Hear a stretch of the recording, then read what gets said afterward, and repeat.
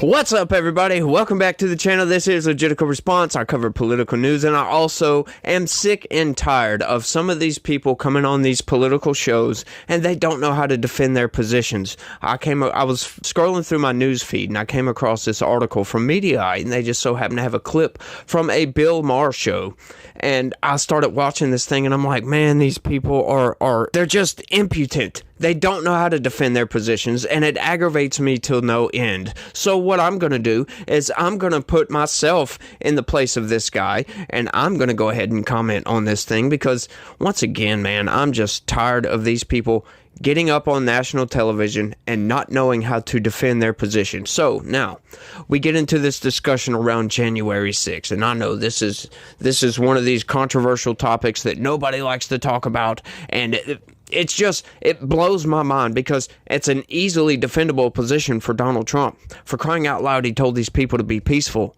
The clip is right there. I know that everyone here will soon be marching over to the Capitol building to peacefully and patriotically make your voices heard. Do you really think, let's work through that logically right quick. Do you think a guy, the President of the United States, would order a group of just bumbling idiots to go and ransack the Capitol to stop the electoral vote count? Really? No, I'm sorry. That just logically does not work out. Doesn't work out whatsoever. It's a thing that happened. Right? The people that were rioting, the people that were violent, yes, they deserve jail time. Some of these people have been politically persecuted from this. Right? We know from video evidence, for crying out loud, there was maybe 200 people that were fighting with cops, and that's it. There was a whole two sides to this story, and not a metaphorical two sides, literally two sides of the Capitol. One violent, one non-violent. 1,400 people, over 1,400 people have been arrested over this thing. The FBI is still using significant resources to go after these people, and it's ridiculous. 200 people were violent. The rest of the 1,400 people were not.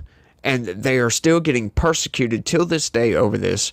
But let's get into the clip before I rant on for too long about this. Let's roll it. Is the judge in Trump's hush money trial right to delay sentencing? Oh, yeah, that happened today until November 26th in order to avoid interfering in the election. Man, all those trials and nothing happened. Nothing. Yeah, right quick, yeah. That should tell you something about everything that's going on right here. He's been indicted 90-something indictments, and nothing has happened. That should be a red flag to everybody. But let's keep going. It was going to... They indicted him, and they wanted to try him on a political schedule. They literally, if they could have, they would have had him in courtrooms from March to October, a presidential candidate of the United States, and it's just not how the court system works, thank God. This thing shouldn't be sentenced now. It was absurd. They took a misdemeanor that the statute of limitations should have expired on, and they bootstrapped it up to 34 felonies. And wanted to sentence him to jail for it. I'm not a huge Trump guy, but this I think is absurd and wrong. Look,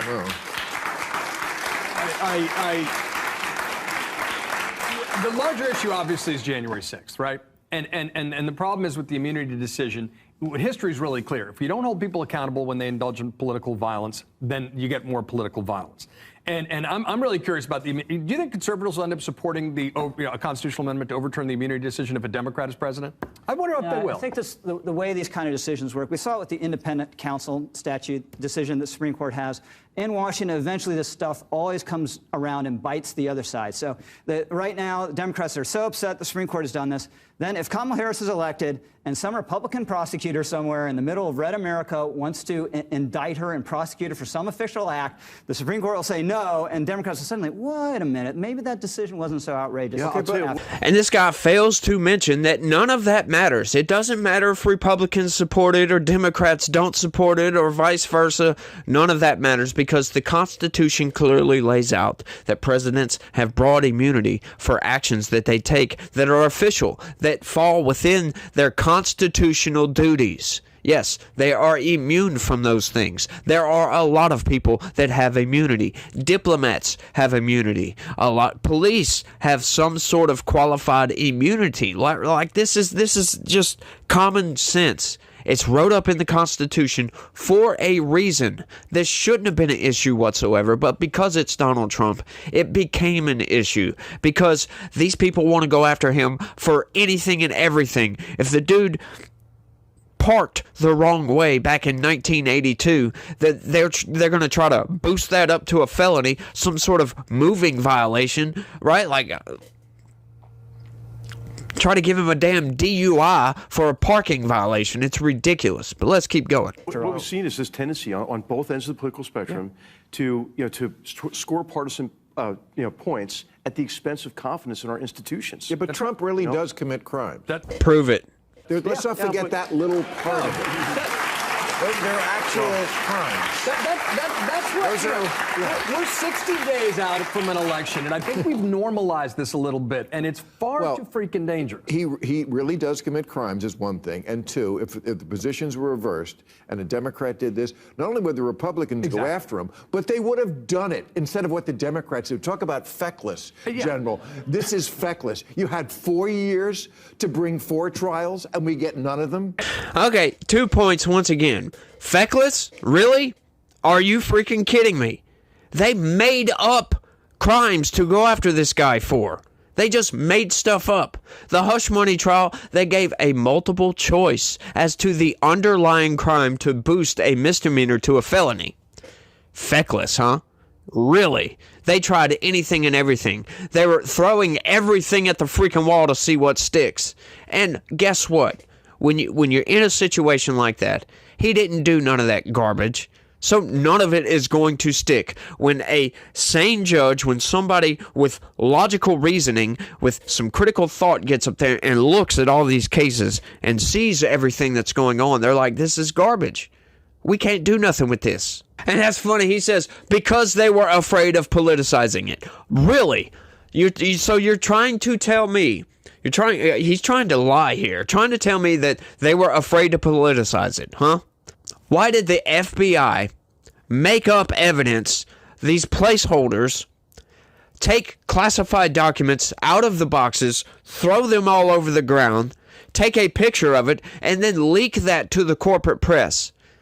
No. That to me sounds like intentional politicizing.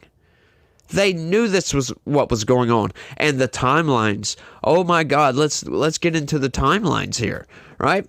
So Donald Trump announces he's running for president again. Then all of a sudden, a couple of weeks after that, all these indictments start dropping. Boom, one after another, after another, after another. Who is politicizing this? Yeah, I think it's Democrats who are politicizing this.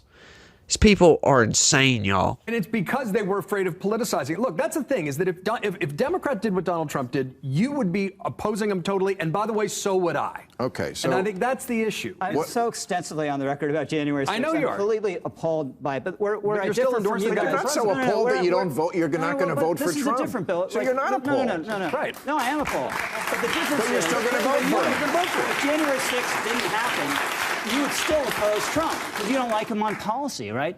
From where I sit, I don't. Mostly, no. But you support Trump's policies? I said no, mostly. Right. I think But you'd consider voting for him absent January 6th? No. Right. So, well, consider, yes, if he conceded elections, he would not be the boogeyman he is. He would just not be the villain he is. That's the main thing. He politicizes the Justice Department, and he does not concede elections. These are two very new things. That is one of the most hilarious statements I think I've ever made. Donald Trump has been the boogeyman ever since he came down that escalator. What the hell are you talking about, Bill Maher? They were vilifying this guy. He was Hitler before 2020, if you guys remember that. He was the worst thing since World War II. What are you talking about, Bill Maher? Crazy. Now, you can carp all very you old want, things. and you can what about the bullshit about, well, the Democrats say that he wasn't a legitimate president. That's different than actually trying to stay in office. He is completely unprecedented.